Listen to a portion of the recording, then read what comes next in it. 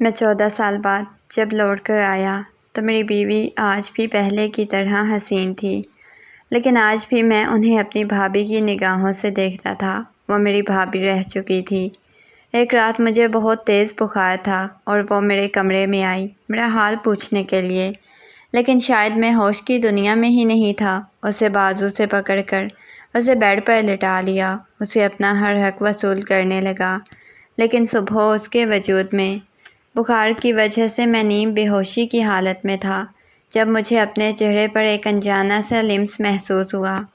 میں نے آہستہ آہستہ آنکھیں کھول کر دیکھا تو سہانا میرے پاس بیٹھی ہوئی تھی، میرا سر دبا رہی تھی۔ میں نے اس کی طرف دیکھا۔ آج کتنے سالوں بعد میں اسے اپنے اتنا قریب دیکھ رہا تھا۔ پہلے کبھی وہ میرے اتنا قریب نہیں آئی تھی، لیکن آج اسے یوں اپنے پاس دیکھ کر دل اپنا حق لینے کی ضد کرنے لگ گیا۔ میں نے اس کا ہاتھ پکڑا تو وہ گھبراتی ہوئی مجھ سے پوچھنے لگی کہ آپ کی طبیعت کیسی ہے؟ میں نے اس کی بات کا جواب نہیں دیا، بس اس کے چہرے کی طرف دیکھے جا رہا تھا۔ وہ کہنے لگی آپ ٹھیک تو ہیں؟ لیکن میرا دل تو اس وقت کچھ اور ہی کر رہا تھا۔ اس کی باتوں کا جواب میں نہیں دے رہا تھا۔ مجھے یوں خاموش دیکھ کر وہ تھوڑی پریشان ہو گئی۔ کہنے لگی آپ ٹھیک تو ہیں نا؟ میڈیسن لا کر دوں؟ کہیں پین تو نہیں ہے؟ میں نے اس کا ہاتھ پکڑ کر اپنے دل والی جگہ پر رکھا اور کہا اتنی حسین ہو گئی ہو تم ان 14 سالوں میں۔ یہ کہہ کر میں نے اس کا بازو کھینچا تو وہ سیدھا میرے سینے سے آ لگی۔ فوراً ہی گھبراتی ہوئی سیدھی ہو گئی۔ اس کا چہرہ شرم سے لال ہو چکا تھا۔ وہ مجھ سے دور جانے کی کوشش کر رہی تھی، لیکن میں نے اس کا بازو پکڑ کر اپنے قریب کر لیا اور کہا پلیز مجھ سے دور مت جاؤ۔ میں اس وقت اپنے پورے ہوش و حواس میں نہیں تھا۔ مجھے معلوم تھا کہ اگر میں اپنے ہوش و حواس میں ہوتا تو کبھی بھی اس کے قریب نہ جاتا، لیکن بیماری کی وجہ سے نیم بے ہوشی کی حالت میں تھا اور اسے اپنے اتنا قریب دیکھ کر میرا دل بہکنے لگ گیا تھا۔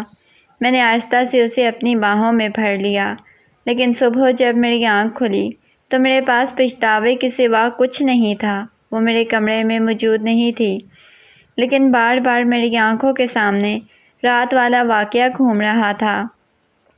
میں اٹھ کر بیٹھ گیا۔ میرا بخار پہلے سے کافی حد تک کم ہو چکا تھا، لیکن رات والا منظر اب بار بار میری آنکھوں کے سامنے گھوم رہا تھا اور مجھے بے چین کر رہا تھا۔ میں نے خود سے وعدہ کیا تھا کہ میں کبھی اس لڑکی کے قریب نہیں جاؤں گا، کبھی اسے اس کا حق ادا نہیں کروں گا، لیکن کیوں میں اس کے پاس چلا گیا؟ یہ سوچ سوچ کر میں خود کو ملامت کرنے لگا۔ تھوڑی دیر بعد فریش ہو کر واپس میں بیڈ پر آ کر بیٹھ گیا۔ اتنے میں وہ ٹرے میں سوپ رکھے میرے پاس آئی۔ کہنے لگی آپ کی طبیعت کیسی ہے؟ اس نے نگاہیں جھکائی ہوئی تھی، میری طرف نگاہیں اٹھا کر دیکھ بھی نہیں رہی تھی۔ میں نے کہا ٹھیک ہوں۔ اس نے سائڈ ٹیبل پر ٹرے رکھ دیا اور کمرے سے باہر جانے لگی۔ میں نے کہا رکو، میرے پاس ہی بیٹھ جاؤ۔ نہ جانے کیوں میں نے اسے بیٹھنے کا کہہ دیا تھا، حالانکہ میرا کوئی ایسا ارادہ نہیں تھا۔ بے ساختہ ہی میں نے یہ بول دیا۔ وہ اس بات میں سر ہلاتی ہوئی میرے سامنے بیٹھ گئی، نگاہیں جھکائی ہوئی تھی۔ اچانک ہی میں نے کہا رات کے لیے سوری، میں اپنے ہوش و حواس میں نہیں تھا۔ اس نے ایک دم سے میری طرف نگاہیں اٹھا کر دیکھا۔ کہنے لگی میں آپ سے کوئی گلہ شکوہ نہیں کر رہی۔ اس کی بات سن کر کہا لیکن مجھے خود سے شرمندگی محسوس ہو رہی ہے۔ وہ کہنے لگی میاں بیوی کا ایسا ہی تعلق ہوتا ہے، ایسا ہی رشتہ ہوتا ہے۔ میں نے کہا لیکن ہمارے درمیان نہیں ہے۔ وہ کہنے لگی کیوں نہیں ہے؟ کب تک اس رشتے سے بھاگیں گے؟ میں نے کہا میں نے جب پہلے دن کہا تھا میں اس رشتے کو قبول نہیں کروں گا، تو پھر اس میں بھاگنے والی کیا بات ہے؟ میں بھاگ نہیں رہا، بس میں اس رشتے کو نبھانا نہیں چاہتا۔ وہ کہنے لگی تو ختم کر دینا، یہ رشتہ زبردستی کیوں رکھا ہوا ہے؟ وہ نگاہیں جھکائے بول رہی تھی اور میں نے ہمیشہ اسے معصومانہ انداز میں دیکھا تھا۔ کبھی وہ کسی کے سامنے بولتی نہیں تھی، جو جیسا اس کے ساتھ کرتا تھا وہ خاموشی سے برداشت کر لیتی تھی، لیکن آج پہلی بار وہ میرے سامنے بولی تھی۔ میں نے کہا کیوں، کوئی گھر مل گیا ہے کیا جہاں جانا چاہتی ہو؟ میری بات سن کر اس نے نفی میں سر ہلا دیا۔ اگلے ہی لمحے اس کی آنکھوں سے مسلسل آنسو بہنے لگے۔ کہنے لگی، اس گھر میں ایک نوکرانی کی حیثیت سے رہتی ہوں، ہر وقت اپنی تذلیل برداشت کرتی ہوں، اس لیے یہی اچھا ہے کہ اس گھر سے چلی جاؤں، کہیں جا کر سکون کی زندگی گزاروں گی۔ میں حیرت سے اس کی طرف دیکھ رہا تھا۔ گھر میں تو کبھی کسی نے اسے برے انداز میں بات نہیں کی تھی، پھر وہ ایسی باتیں کیوں کر رہی تھی؟ میں نے کہا، کیوں، کیا ہوا ہے؟ کسی نے کچھ کہا ہے کیا؟ وہ نفی میں سر ہلاتے ہوئے وہاں سے اٹھ کر جانے لگی۔ میں نے اس کا بازو پکڑ لیا۔ میں نے کہا، کوئی مسئلہ ہے تو مجھے بتاؤ۔ وہ نفی میں سر ہلانے لگی، لیکن مسلسل اس کی آنکھوں سے آنسو بہہ رہے تھے۔ مجھے آج وہ دن یاد آنے لگ گیا جب وہ بیاہ کر بھائی کی دلہن بن کر اس گھر میں آئی تھی۔ سبھی بہت زیادہ خوش تھے، وہ بہت حسین تھی۔ بھائی نے اسے اپنے لیے پسند کیا تھا۔ بھائی اسے بہت زیادہ محبت کرتے تھے اور خاندان میں ان دونوں کی جوڑی مشہور تھی کہ یہ ایک دوسرے کے بغیر ایک پل بھی نہیں رہ سکتے۔ پھر نہ جانے کس کی دونوں کو نظر لگ گئی۔ میرے بھائی کا انتقال ہو گیا۔ میرے بھائی کے انتقال کے بعد گھر والوں نے فیصلہ کیا کہ اس کا نکاح میرے ساتھ کر دیں گے، کیونکہ وہ بہت اچھی لڑکی تھی، سبھی اسے بہت چاہتے تھے۔ اس گھر میں اس نے بہت جلدی سب کے دل میں جگہ بنا لی تھی، لیکن میں نے اسے ہمیشہ اپنی بھابھی کی نگاہ سے دیکھا تھا۔ میں نے چھوٹی بہنوں کی طرح سمجھا تھا۔ میں اسے شادی نہیں کرنا چاہتا تھا۔ میں نے اسے کہا کہ دیکھو، مجھے گھر والے تمہاری بات سنتے ہیں تو تم شادی سے انکار کر دو۔ وہ کہنے لگی، میں گھر والوں کی کوئی بات سے انکار نہیں کر سکتی، وہ میرے ساتھ نکاح کر لیں، اس کے بعد آپ بے شک دوسری شادی بھی کر لینا۔ اس کی بات سن کر مجھے حیرت ہوئی، مطلب کہ وہ مجھ سے نکاح کرنا چاہتی تھی۔ اس دن مجھے اس پر بہت زیادہ غصہ آیا۔ میرے بھائی کے مرنے کے بعد کتنی آسانی سے وہ کسی اور کی ہونے کے لیے تیار ہو گئی، پھر اس کا نکاح مجھ سے ہو گیا، وہ میرے کمرے میں رہنے لگ گئی، لیکن نہ جانے کیوں اس کا وجود مجھے اپنے کمرے میں برداشت نہیں ہوتا تھا۔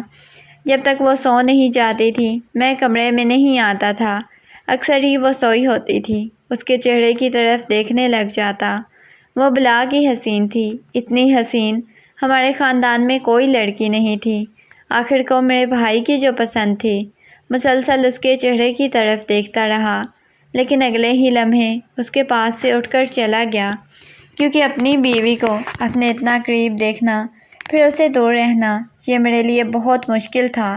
اس وجہ سے میں نے اپنے گھر والوں سے بات کی کہ میں امریکہ جانا چاہتا ہوں۔ سب بہت حیران ہوئے، کہنے لگے، یہ کیا کہہ رہے ہو؟ وہ ضد کرنے لگا۔ میں نے کہا، بس مجھے جانا ہے تو جانا ہے، چند سال بعد واپس آ جاؤں گا۔ میرے گھر والے مجھے اجازت نہیں دے رہے تھے، لیکن ان کی ناراضگی مول لے کر میں باہر چلا گیا۔ مجھے اپنی بیوی کی بھی کوئی پرواہ نہیں تھی، نہ ہی مجھے کوئی اس سے لینا دینا تھا۔ سب کو معلوم تھا کہ میں صرف اس کی وجہ سے یہاں سے جا رہا ہوں۔ نہ میں اس کے ساتھ رہنا چاہتا تھا، نہ ہی اسے اپنے ساتھ برداشت کر سکتا تھا۔ جب 1 سال گزرا، میرے گھر والوں نے مجھے بول دیا، واپس آ جاؤ، لیکن نہ جانے کیوں میں واپس نہیں آنا چاہتا تھا۔ یوں ہی وقت گزرنے لگا، 14 سال گزر گئے۔ 14 سال بعد میں نے سوچا کہ آخر مجھے واپس جانا چاہیے۔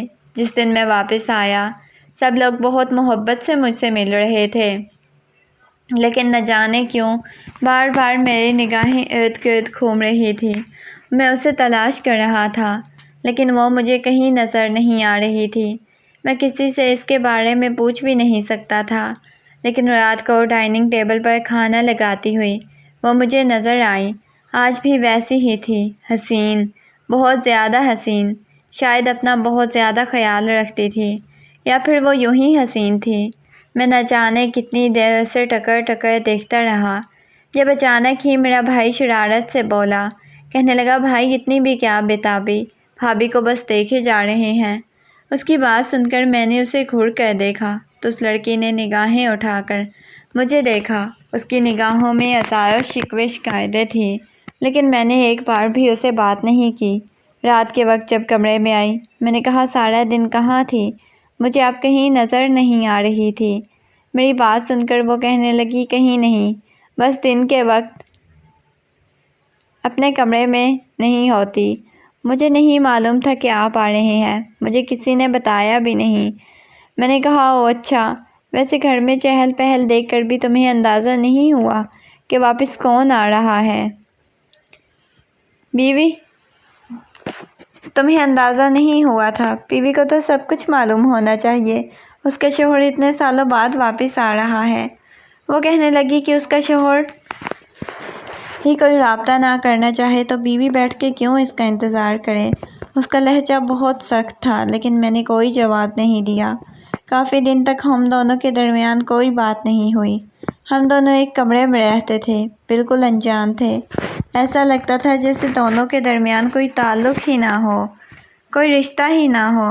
اس کی وجہ سے میں نے خود کو اور اپنے درمیان اتنے فاصلے قائم کر لیے کہ ہم دونوں ایک دوسرے کے لیے انجان بن گئے۔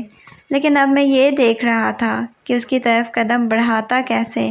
وہ تو مجھے دور دور جانے کی کوشش کر رہے تھے۔ اس رات میں نے کافی دیر تک قریب جانے کی کوشش کی، لیکن وہ میرے پاس ہی نہیں آنا چاہتی تھی، مجھ سے دور بھاگتی تھی۔ میں سونے کے لیے لیٹا، لیکن اس کا انتظار کر رہا تھا کب وہ میرے کمرے میں آتی ہے، میں اسے بات کرتا ہوں۔ کافی وقت بعد وہ کمرے میں آئی۔ میں نے اسے کہا، میرے پاس آؤ۔